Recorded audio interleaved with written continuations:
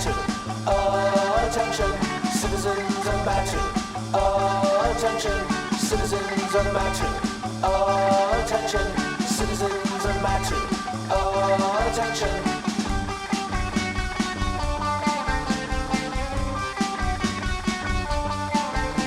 Citizens of matter.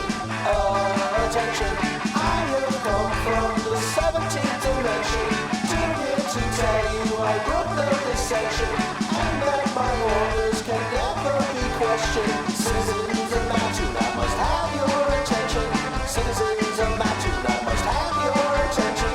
You've gotten away with it for so long. My time will only make me strong. Now I must sing to the gathered throng. You pronounce the name of your town.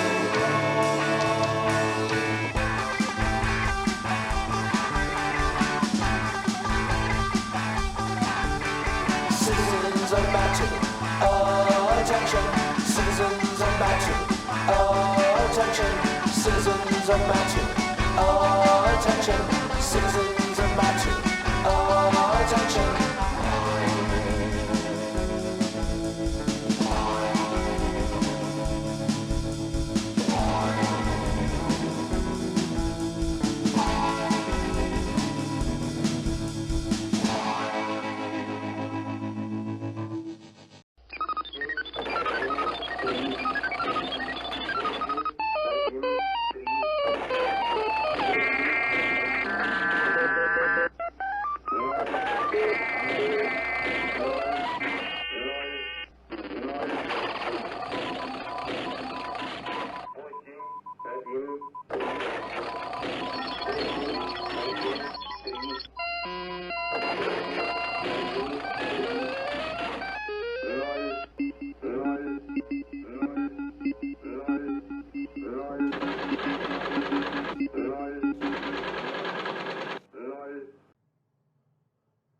Our top story tonight.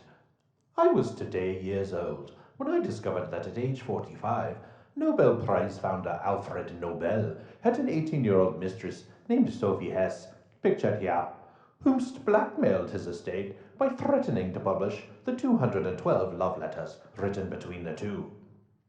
Well, she may indeed have been a stupid, lazy, money-grubbing Austrian flower girl, but I bet she was dynamite in the sack. It's going to be that kind of show, folks. People can't seem to stop until they get enough, and what they can't get enough of is more information about Michael Jackson. Rita L.W. from Pittsburgh asks whether he has had plastic surgery and how much he is worth. Walter Scott responds that Jackson has had one surgery to reduce his nose and is worth between $10 and $20 million. Trust me when I say in the end, both of those numbers will be dwarfed by the final total. Sad news from Acapulco, as Hollywood's Johnny Weissmuller has died, aged 79. Weissmuller, a 5-time Olympic gold medal winner for swimming, is best known for being the man who ruined Lupe Velez. And oh yes, his role as Tarzan in 12 films for MGM and RKO, followed up by 13 Jungle Gym pictures for Columbia, and 3 further films in which he couldn't be bothered, and they just called him Johnny Weissmuller. All we can say is,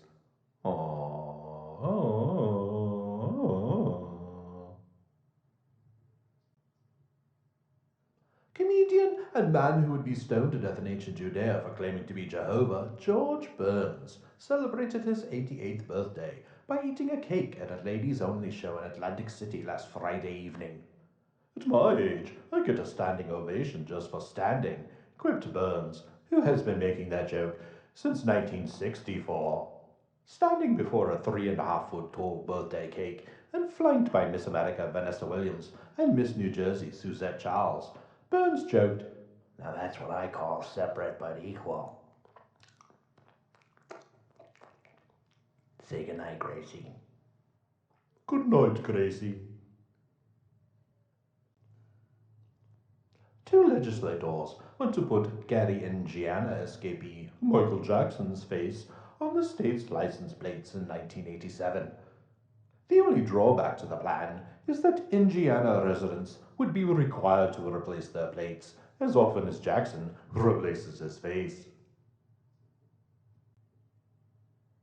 Scientists in a new study on the negative effects of cocaine have reported that rhesus monkeys will self-inject cocaine until they go into convulsions and die, ignoring food, sex, or other drugs.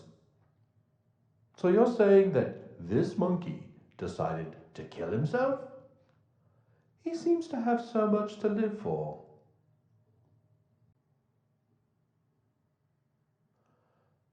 Not as big a business as taking them off, I can tell you.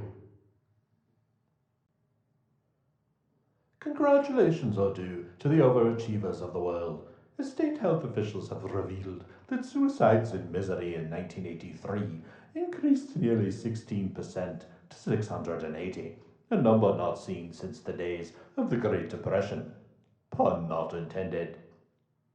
Experts have suggested the most efficient way to decrease the suicide rate in misery is to move out of misery. Speaking of suing the American government, it's time for another segment of the show that makes the promise eternal.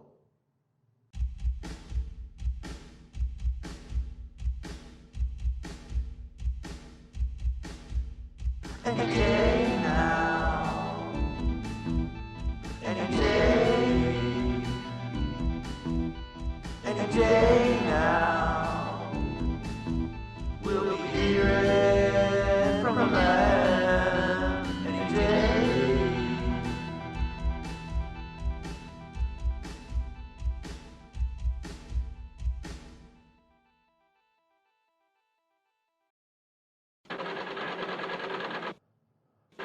On December 29, 1980, Betty Cash, Vicky Landrum, and Cash's grandson Colby were driving at night near the planet Houston in Tejas, when suddenly before them appeared a diamond-shaped object shooting red flames.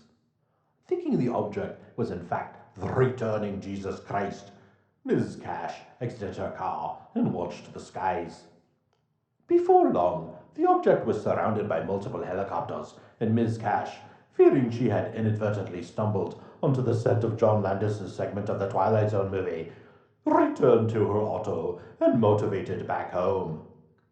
Shortly after, the family began experiencing physical symptoms, including nausea, swelling, lesions, hair loss, and headaches, indicating to some that they had been exposed to radiation, though such symptoms are normally only found so quickly in those who have received so massive a dose that they're about to die. Very quickly, the case became celebrated on the UFO circuit, and subsequently Cash made a paid appearance on ABC's cerebral investigative program That's Incredible, and will do so again on NBC's Unsolved Mysteries. And Sightings, which will air on the Science Fiction Channel. A probing analysis was conducted by impartial Mutual UFO Network Director John Schuessler, who maintained his integrity completely throughout. Ms. Cash, refusing to release her medical records, offered no corroborating proof apart from showing off wounds which do not correspond to radiation lesions, appearing more akin to the totally legitimate phenomenon of stigmata. In other words, self-inflicted. But that didn't stop the believers. Sensing a payday, Cash et al. Filed suit against the American government for $20 million in the planet Houston last week. Their attorney is Peter Gersten, who in 2012 will make headlines by proclaiming his intention to leap into a vortex which would open at Bell Rock, Sedona, on the eve of the Mayan apocalypse, which, trust me folks, we don't have time to get into all of that right now. Suffice to say, this will not happen. Also not happening will be a successful conclusion to this lawsuit, which will be dismissed in 1986 due to a lack of evidence. You win this round, G-men. But through the heartache, through the tears, through the waiting, and through the years,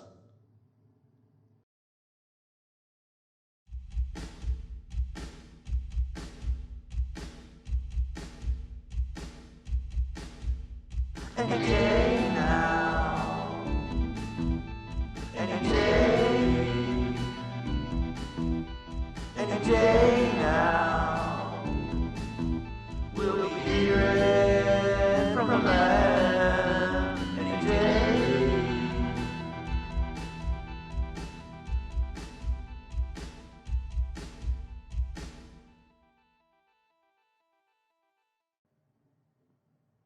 Person without eyeballs, Hildy Black, asks, does Sean Lennon look more like his Japanese mother or his English father?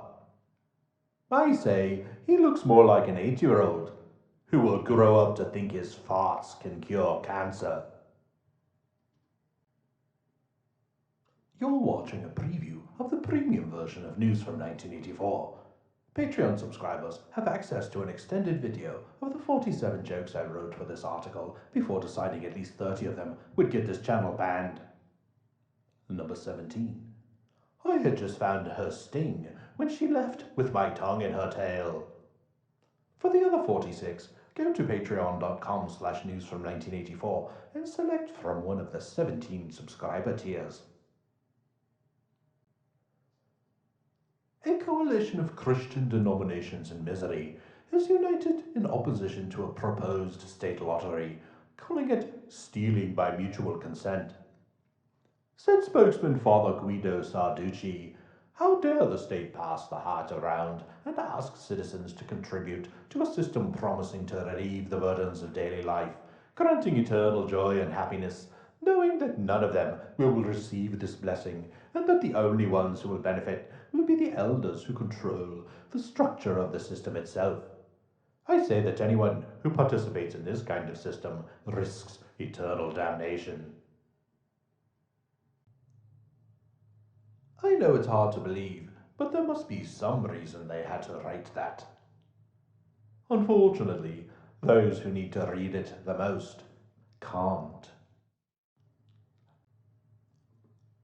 Reagan whisperer and soup kitchen food critic Edwin Meese has been nominated by the president to succeed person you've never heard of, William French Smith, as Attorney General. Something about this nomination doesn't seem right. It just doesn't pass the Bechdel test. Future historians will say it ran contrary to the best interests of the country. If Reagan's original intent is wedded to this man being in charge of covering up, enforcing the law, then I guess there are no good men. Speaking of punting away blame, it's time for another segment of the show that dares to ask America's most pressing question.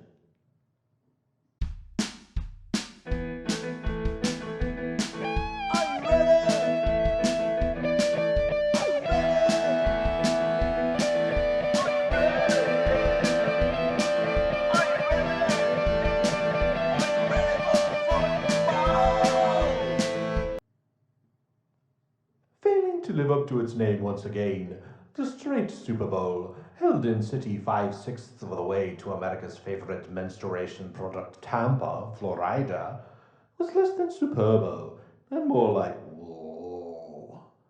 As the team from Los Angeles destroyed the team from Washington 38-9.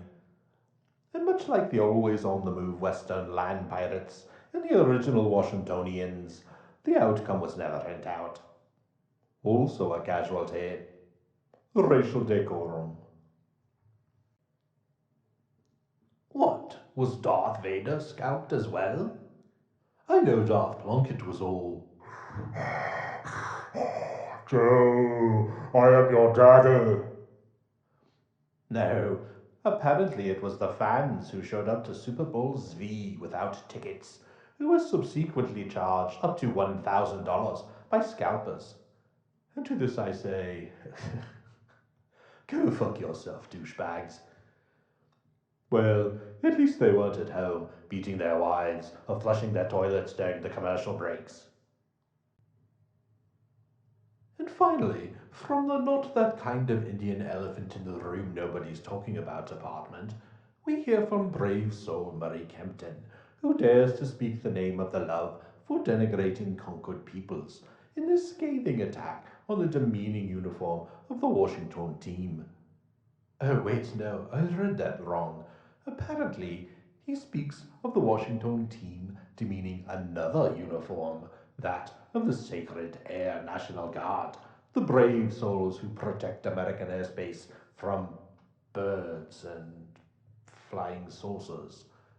During a press conference in which the last of the white running backs, John Riggins, appeared in said uniform and joked he was there to bomb the Raiders. So let's get this straight. Mr. Kempton is able to ignore the cartoon Native American logo and the racial slur that is the actual name of the team, yet expects that we should be upset about the same kind of appropriation of the American military. What do you mean, we, white man? Are you ready?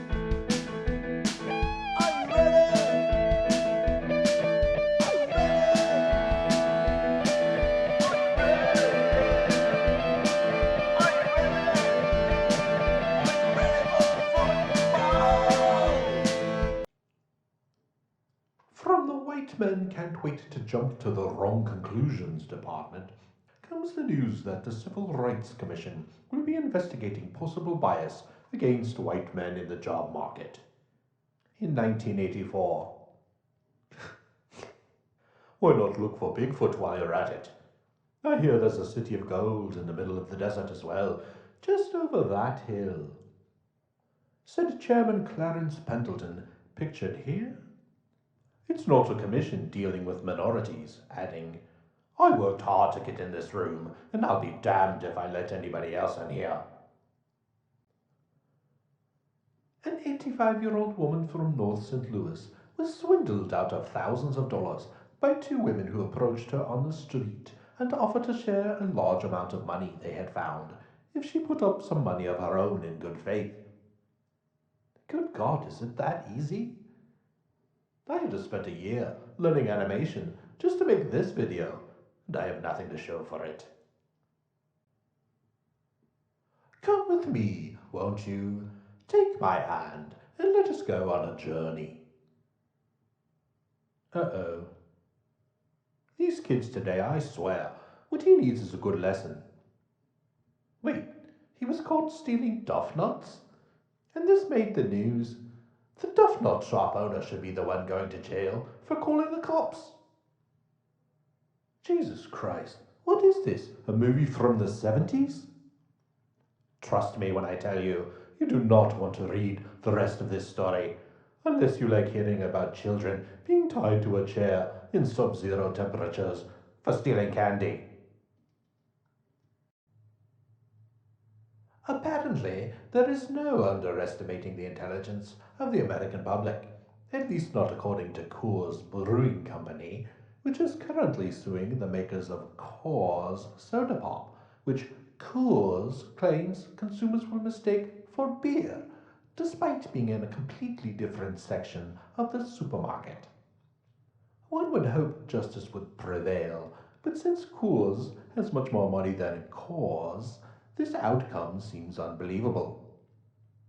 And speaking of unbelievable, the most unbelievable part of Smokey and the Bandit for me was the movie demanding a belief in the idea that somehow you could make money by transporting Coors beer from Tejas to Georgia to sell to the gullible Georgians. If the citizenry of Georgia wish to experience the thrill of Coors, instead of paying exorbitant prices for illegally transported beer, you should run to the nearest moonshine still and drink a jug, taking care to save your micturations in last night's empty moonshine jug. Stored in a cool, dry place, the contents of said jug, after 3 or 4 days, will taste so much like a can of Coors made from fresh Colorado spring water. Even experienced adult beverage enjoyer Jackie Gleason couldn't tell the difference. The second hardest thing to believe in Smokey and the Bandit was that you could drive a 1976 Pontiac Firebird calling itself a 1977 Trans Am, thus pioneering trans representation in cinema, across country roads, even at normal speed, without half its parts falling off. Speaking of piece of shit cars and the idiots who drive them, it's time for another segment of the show that dares to tell the truth about the automotive industry.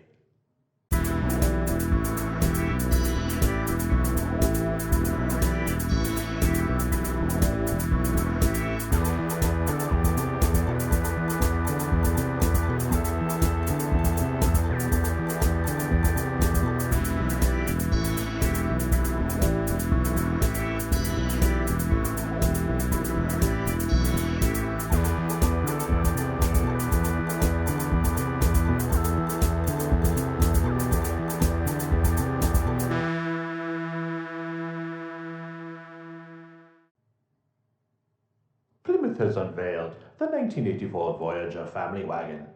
What kind of family is this gargantuan monstrosity for, Mr. and Mrs. Anderson Windows Giant? It looks like a Russian nesting doll. Is there a volare inside it? There is no way the public will purchase this Brobdingnagian death machine. Why, just filling the tank alone will cost upwards of $22. Imagine! Not to even mention the whopping 18 miles per gallon. One thing I know about Americans is that they do not waste their money on cars that they do not need and are beyond their capability to drive safely. Speaking yet again of piece of shit cars and the idiots who drive them, Ford has unveiled its new Mustang SVO. SVO, I am told, stands for Special Vehicle Operations, not stupid vehicle overpriced.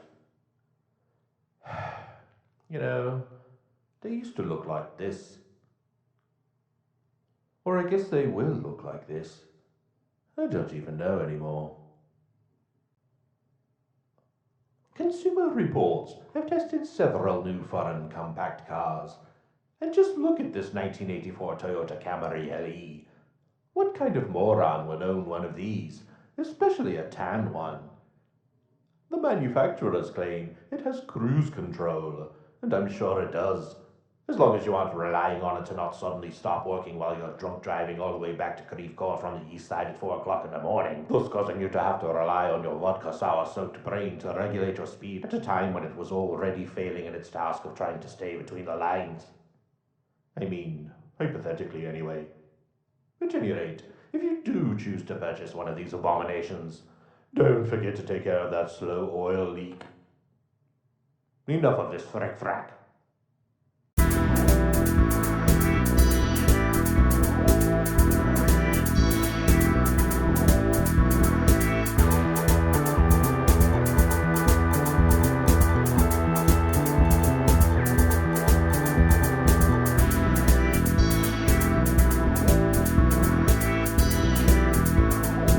This series presents information based on global, human, and nature. The producer's purpose is to suggest some possible explanations, but not necessarily the only ones, to the mysteries we will examine. Child abduction authorities have proposed a nationwide network of computers to assist in finding missing, murdered, and exploited children. Such a system would include a database containing the age, location, physical characteristics, and clothing of children across the country. Upon hearing the news, Woody Allen, Klaus Kinski, Jimmy Savile, Michael Jackson, Pete Townsend, Rolf Harris, Ted Nugent, Stephen Collins, Jeffrey Jones, Bill Wyman, Steven Tyler, Jerry Lee Lewis, Gary Glitter, Roman Polanski, Jimmy Page, Peter Bogdanovich, and the ghosts of Errol Flynn, Elvis Presley, and Charlie Chaplin all bought brand new Apple Macintosh 128 computers. Yoko Ono, who I just found out was married to slain Beatle John Lennon, took their 8-year-old son Sean, who I also just found out is already a musical genius, on a tour of Liverpool, Lennon's birthplace, visiting strawberry fields, the former children's home where Lennon got his first view of girls' knickers, the Cavern Club on Matthew Street, where the Beatles were the house band when they first became famous, and Mendips, Lennon's childhood home, where he lived with his Aunt Mimi, the female role model so awful she made Lennon think Ms. Ono was the greatest woman who ever lived. Said Ono, "It is very important for Sean to see his heritage," adding, "and important for me as well, to give me a sense of closure. I've been grieving for so long since John died, and this visit will help me to get over his death. It will help me to grow as a person and become more independent. After all, I can't spend the rest of my life being known as Mrs. John Lennon." You know, the one drawback to the Reagan miracle is that we no longer need so many unemployment offices. So to all those government workers who helped people manage their lives and find new jobs during our long national malaise, we say, fuck you, buddy, get a job. Erstwhile visible man Soviet Premier Yuri Andropov rejected US President Ronald Reagan's proposal to resume arms talks on Tuesday, saying American attempts to conduct power diplomacy in respect to us are a hopeless thing. Andropov, 69, who has not been seen in public for 159 days, added, "Besides, I am going to be very, very, very busy for the next, 15 or 16 days. I mean, really busy with something important. Maybe after that I'll have the time, but right now I have more pressing matters." A rare female white tiger was killed at the Cincinnati Zoo on Tuesday by a male tiger during a meet-cute gone awry. Zookeepers had hoped the two would mate, but within minutes of their introduction, the male grabbed the female by the throat and suffocated her. When reached for comment, Las Vegas magician Siegfried Fischbacher said, "Very interesting."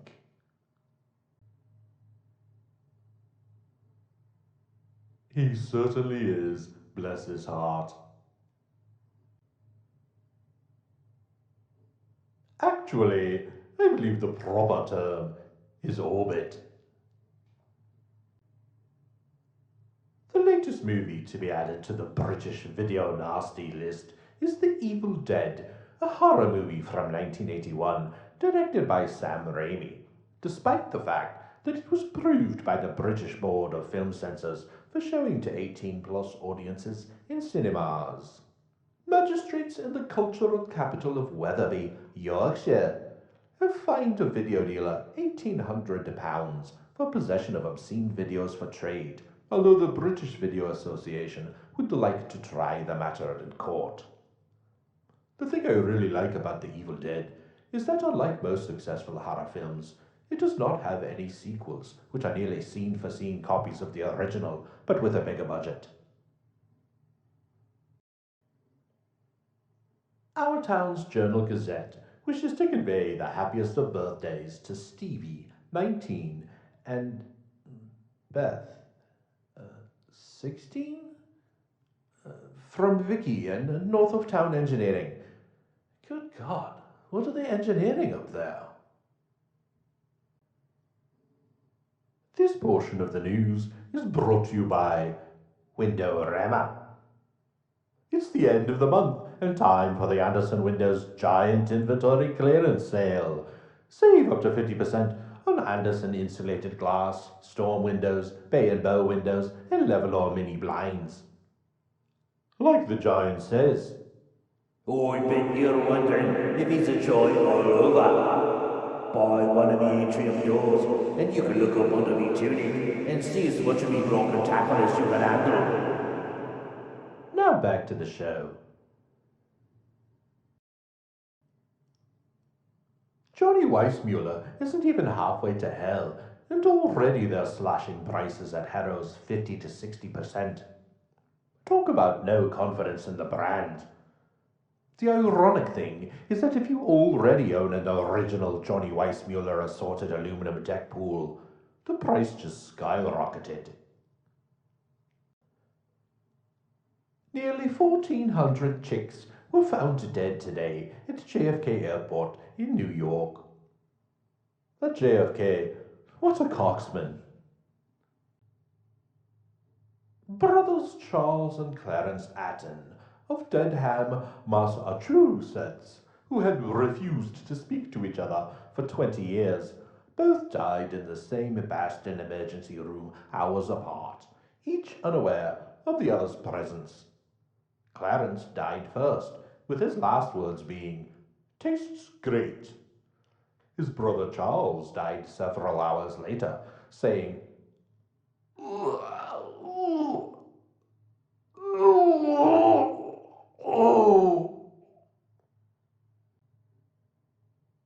Prominent American Jews reacting to recent reports about the Vatican's possible involvement in aiding the relocation of fugitive Nazi officials to Latinx America have called upon expert bullet dodger Pope John Paul Jr. to investigate. If there's one thing I know about the Pope and the Nazis and the Jews, it's... well, let's just do the next one. Today's special at the Hoots House is fresh whole catfish, or Chef Carroll's special fish, your choice for only $4.75. I know Chef Carroll, and all I can say is that neither Chef Carroll nor her special fish will be sneaking up on anybody, if you know what I mean. A helicopter carrying Ronald Reagan made an emergency landing at Anacana Naval Air Station on Thursday after a red warning light went on.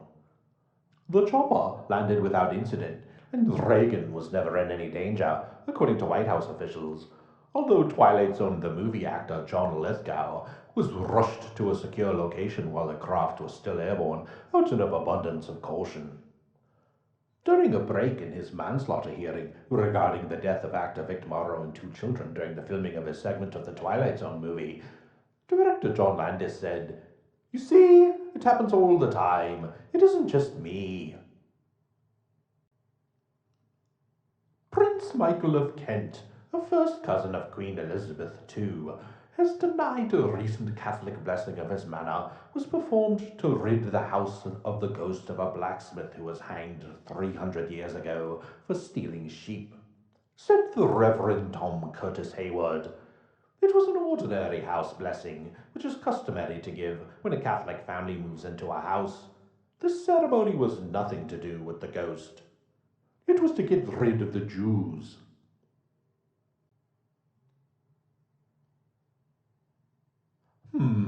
I wonder if it has anything to do with this. Chris Everett Lloyd, the tennis player Martina Navratilova finds most distracting, has announced she and her husband are separating, and that she will revert to her previous name of Chrissy Everett. Her husband, who is ranked 77th in the world, has announced he will continue to be known as John Everett Lloyd. Groundsmen at several Catholic cemeteries in Indianapolis have come to an impasse regarding their current contract, and all I can say is, for God's sakes, get those bodies in the ground where they belong before they get up and start looking for people to blame.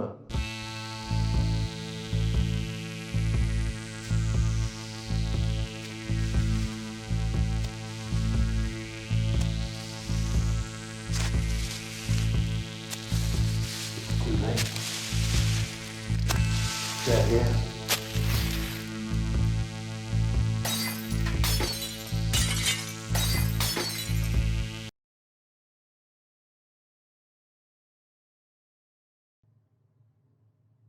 An Ulster man with no known connection with the Troubles was found shot to death in his home in Lurgan, Northern Ireland, early Friday. Police have released a photo of a suspect wanted for questioning, so if you have any information, please contact the RUC. The latest casualty in the Cola Wars is our cola, which I've never heard of, which was beaten in presumably some sort of blind taste test by Tusk Cola, which I've also never heard of, and quite frankly, Tusk, while an amazing Fleetwood Mac album, sounds kind of disgusting as a cola flavor. I can only hope that one day we come to our senses and realize that while we may have different names and packaging, on the inside we're all just high fructose corn syrup, artificial colors and flavorings, preservatives, and other chemicals not required to be on the label. And finally tonight, speaking of the Cola Wars, our other inescapable national affliction took a new twist on Friday as the choice of the new generation Michael Jackson managed to set his hair on fire during the filming of a TV commercial for Pepsi Cola, previously best known as the favorite drink of Laverne DeFazio. Is there nothing this attention-seeking child mollycoddler won't do to get in the paper? Thank God for Royal Crown. In any event, I'm sure we won't be hearing any more about this story until his recovery is complete. And with that, you now have my permission to look away.